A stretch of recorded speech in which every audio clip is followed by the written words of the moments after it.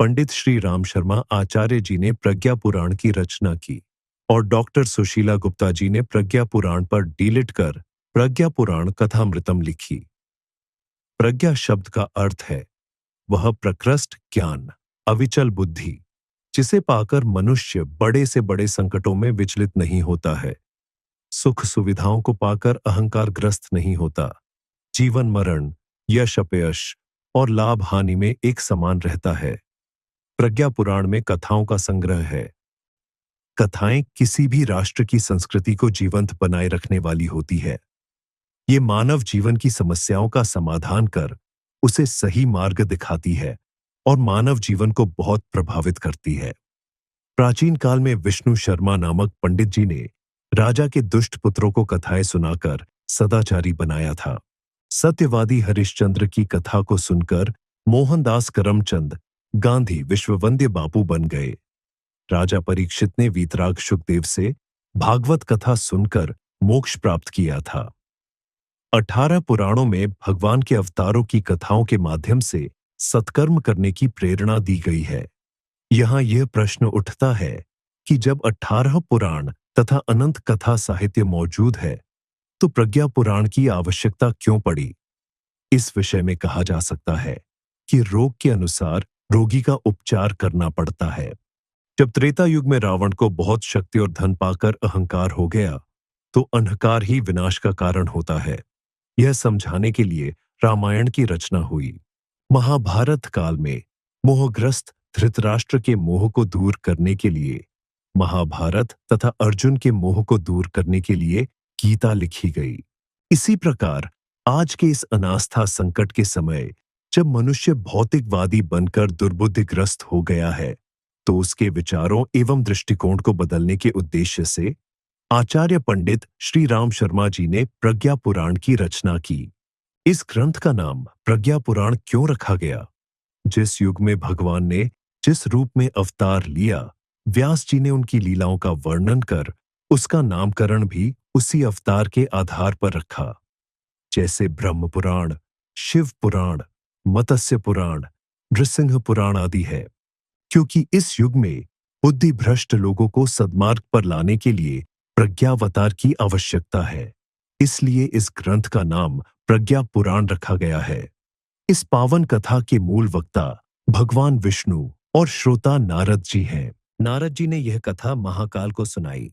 महाकाल ने ऋषि परशुराम को, ऋषि परशुराम ने दादा गुरु को तथा दादा गुरु ने गुरुदेव आचार्य श्री राम शर्मा जी को सुनाई, जिन्होंने हम सब तक इसे पहुंचाने के लिए प्रकाशित कराया। एक ऊंची पहाड़ी पर एक मंदिर था। एक दिन उस मंदिर की मूर्ति ने सामने वाली पगडंडी से सहानुभूति दिखाते हुए कहा, बहन, तुम कितना कष्ट सहती हो, यहाँ आने जाने वाले लोगों का बोझ उठाती हो, ये देखकर मेरा जी भर आता है।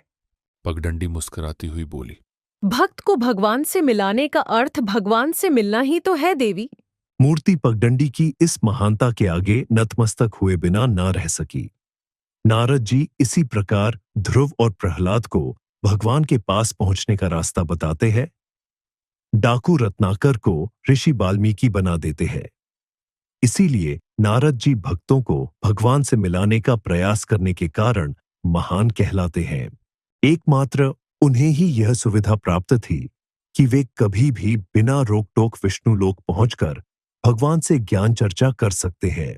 एक बार ब्रह्म सरोवर ने शिकायत की, भगवन, आप मां भगवती गंगा की इतनी सराहना करते हैं, हम भी तो लोगों को शीतलता और सद्गति प्रदान करते हैं, वह पुण्य हमें क्यों नहीं मिलता? भगवान विष्णु ने गंभीर होकर उत्तर दिया, भगवती गंगा स्थान स्थान घर घर जाकर लोगों की प्यास बुझाती है और सद्गति प्रदान करती है, जबकि आप केवल उन्हें देते हैं जो आपके पास आते हैं। ब्रह्म सरोवर ने अनुभव किया, भगवती गंगा सचमुच महान है।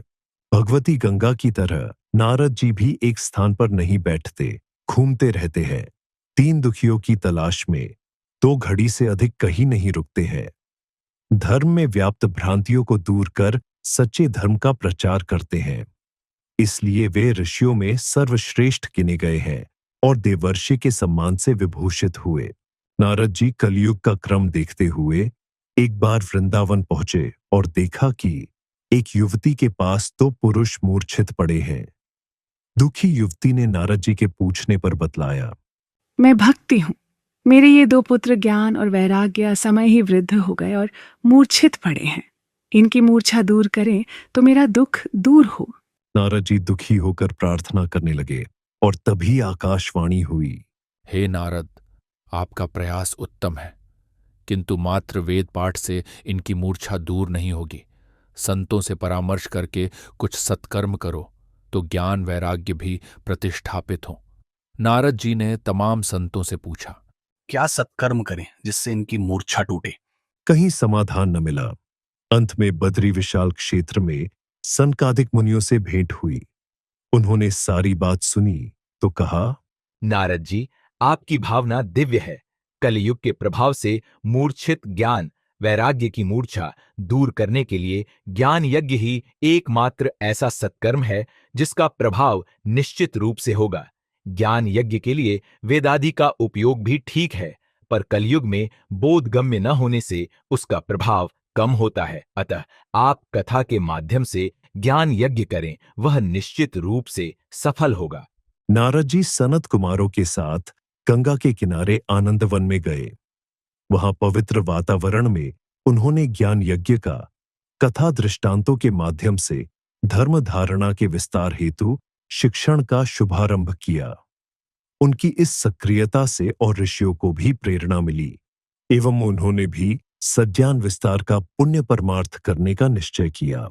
ऐसा कोई शास्त्र नहीं, कोई ग्रंथ नहीं जिसमें नारद जी की चर्चा न हो। वे हर कथा के सूत्रधार हैं। वे राम के भी हैं, रावण के भी, कृष्ण के भी और कंस के भी। कंस उनसे राय लेता है, देवकी के किस पुत्र को छोड़ दूं, किसको मारूं। ऐसे महान देवर्षि को मुख्य पात्र बनाकर प्रज्ञा पुराण का शुभारंभ किया गया है। एक बार देवर्षि नारद नारायण नारायण महामंत्र जपते जपते पृथ्वी लोक की तरफ जा रहे थे कि सामने से एक देवदूत आ रहा था। नारद जी ने देवदूत से पूछा, कहाँ जा रहे हो और तुम्हारे हाथ में क्या है? देवदूत ने कहा, मेरे हाथ में भगवान के भक्तों की सूची है, उसे लेकर पृथ्वी पर जा रहा हूं। देवर्षि ने कहा, इसे मुझे दिखा सकते हैं? देवदूत ने उन्हें उस सूची को दिखाया तो उसमें नारद जी का कहीं नाम नहीं था। नारद जी कुछ उदास हो गए, सोचने लगे, शायद मुझ में ही कुछ कमी है। भगवान ने अप्रसन्न होकर मेरा नाम सूची में से काट दिया है। सोचते हुए आगे बढ़े, देखा तो सामने से दूसरा देवदूत आ रहा था। नारद जी को प्रणाम करके वह रुका। नारद जी ने पूछा, तुम कहाँ जा रहे हो? तुम्हारे हाथ में क्या है? उसने कहा, मेरे हाथ में उन भक्तों की सूची है जिनके भगवान स्वयं भक्त हैं। नारद जी ने देखा तो देखते ही भाव विभोर हो गए। उनका नाम उस सूची में सबसे ऊपर था।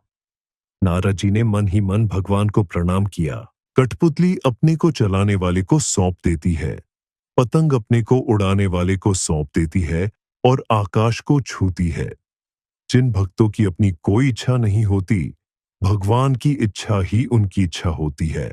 वे भगवान के श्रेष्ठ भक्त होते हैं। ऐसे ही नारद जी थे। उन्होंने भी अपने को भगवान को सौंप दिया था, इसीलिए वे भक्तों में सिरमौर कहे गए।